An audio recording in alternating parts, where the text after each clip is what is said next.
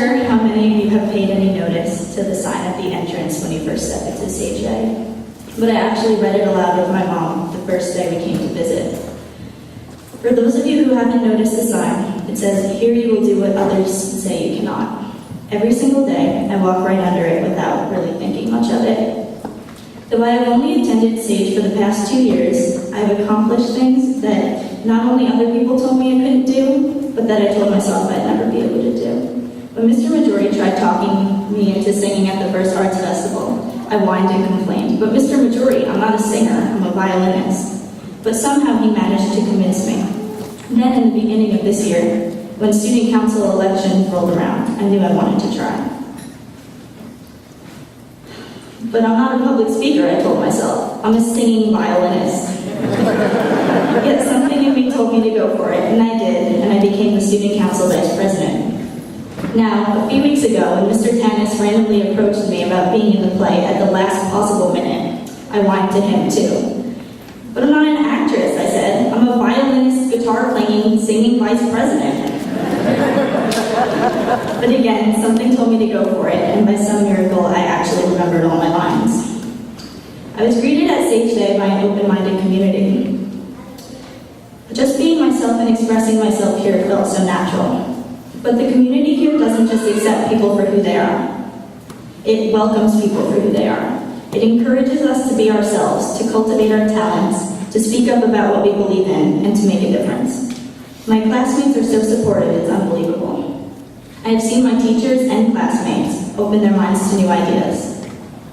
We have believed in each other, supported each other, and loved one another. We're one big family, one big dysfunctional family. And despite the fact that we all have had our fair share of Sage days, even though a student yells, "I hate this school," every time a chair falls in the cafeteria,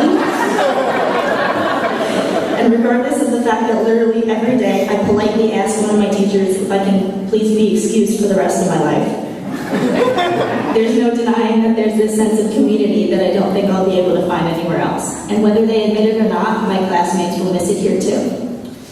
Mr. Garzola was talking to me the other day. He was telling me how even though I'll make some new friends next year, I shouldn't try to replicate my friends from Sage, because that never really works, and it would only disappoint me. And he's right, it will never work, because everyone here is irreplaceable. Even though it can be frustrating when everyone knows everyone else's business, believe it or not, being in such a small school has its perks. My friends and my teachers know me. They make fun of me for all the right things. Everyone puts up with my shenanigans too. Mrs. Stone is courteous enough to laugh at all my bad grammar jokes in English class. I can't even tell you how many cynical comments of mine that Mr. Friedland and Ms. Hansen have had to endure over the past 2 years. I'm pretty sure I've said, "I can't wait to use this formula in real life," every single time we learned a new useful concept, like wrapping ellipses. Mr. Kellenberg tolerates all of my radical feminist rants during class. And I'm surprised that Ms. Burke never kicked me out of class just for being annoying in general.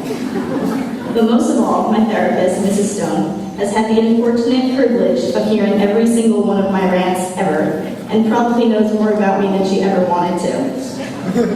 Oh, and I'd also like to give a quick shout out to Mr. Berloni, Ms. Collins, Ms. Burke, and Mrs. Palisato, because they're graduating today too. If I had never transferred to this school, I would not have reached this milestone in my life. And if these past 2 years at Sage have taught me anything, it's that everything will be okay in the end. If it's not okay, well, then it isn't the end.